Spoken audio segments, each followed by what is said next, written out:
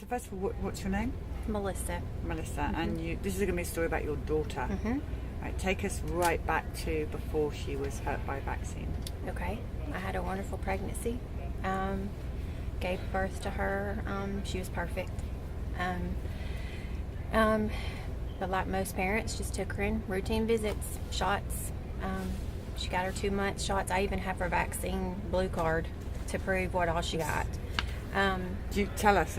Yeah, I even have it to just prove, because just to prove, what all she did get. Okay, DTaP. Oh yeah. Polio, measles, mumps, rubella. Influenza. She was fully vaccinated up till 18 months old, and that's when I quit. Chickenpox. And then again, Hep B. And I just took her in routinely, just like all parents Like did. we all did. Just like we all did. And I was a young parent and didn't know. Just this was her. So how old is she there? Perfectly normal. She was maybe 4 months old, hitting all her milestones actually ahead of time. This is her at a year old, perfect. Just her main she's absolutely perfect, gorgeous. hands perfect. This is her at 2 years old. Wait, I can't get over that. Okay. This one, she's so cute. Yes, full of life. Check that one out. Bright eyes. This is her at 2 years old. Notice her ankles started to swell. Her vaccine injury is totally different from... Swollen ankles is what you're saying. Yes, Yeah, swollen look at that, ankles. guys. That's really bad. Those swollen Yes. ankles. And what do they think that was from? It happened right after the MMR. A month after she turned 2, we woke up like normal. She was a very vibrant...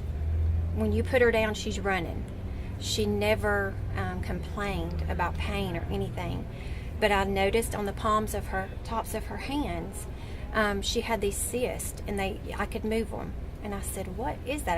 I looked at my husband and I said, "Did she fall? Did I not see her fall?" And he said, "No." And so the next day, of course, I'm running to the pediatrician, showing the pediatrician here in Birmingham at her hands. And he said, "Well, we need to do tests. We need to do blood work.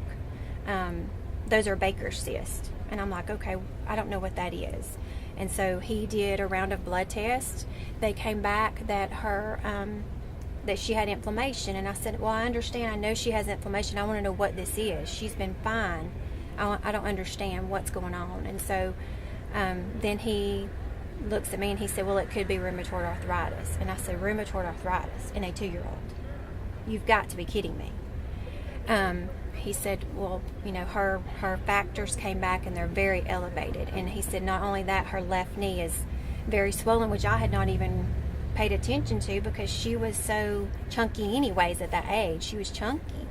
And so, and then he checked her other knee and he found a cyst that was forming behind her other knee, which began to get larger, as in this picture you can see. Her wrists began to swell, her fingers.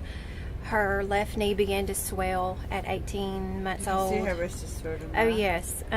Her left knee began to swell huge. Her right knee began to swell. She could not straighten her legs out anymore normally. So we were referred to a juvenile rheumatoid arthritis doctor in this area. I took her there. By this time, I had started doing some research of my own, not on Google.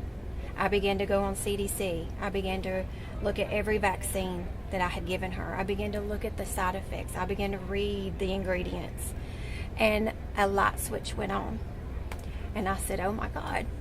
When I read some of the side effects of these vaccines, and it says rheumatoid arthritis, swelling, just everything, I said, "Oh my God, what have I done to my child?"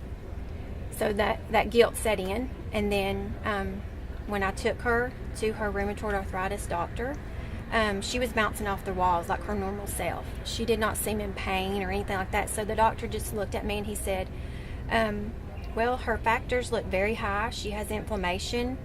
I don't know if it's rheumatoid arthritis. I can't be for sure." And then he sent an intern in, and they just started questioning my family history. Do you have family history of lupus? Do you have family history of rheumatoid arthritis? Do you have this? Do you have that? And I'm like, no one in my family has any of this. Could it have been the vaccines? And he literally told me that I was crazy for even suggesting that. And I said, "Well, she just got all these rounds of vaccines. and she was fine before, and she is not fine now. And I took my daughter, after he wrote me this long prescription of methotrexate and prednisone for a 2-year-old, and I picked her up and I left, and we never went back. And so it's been a long road, a very long road of pain, watching her scream in pain. How old is she now? She's 13. How's she doing now? She's doing great. She still has some swelling in her hands. In her knees. She doesn't play sports, which she tells me she don't want to play sports. She's a girly girl, but she loves to sing, and she's perfect. She is wonderful. She has taught me so much about life. She smiles through pain. It's amazing. Sorry. No, but it's just not right that she No. should live with any level of pain. No, not at all. But no one helped us really. They just wanted to, pile medicine. Let's try this. Let's try that. We started taking her to Orlando to some holistic doctors, because there wasn't many at that time. That was back in 2005 here, so I couldn't find anyone to help. So we spent a lot of money and time. Other than this, we have kept all the other junk at bay from her. We've built her immune system through holistic things, and she would tell you today that she's normal. She doesn't see herself any different. She doesn't. I'm so glad that you... And we never put that label on her. I never allowed anyone to put a label on her that she was any different. She sees herself as a typical 13-year-old. Now, have you written her name on the bus? I just did. You did. Let me Okay. show you her picture today. Mhm. I'll show you Kinsley. This is Kinsley today. She's beautiful. Mm-hmm.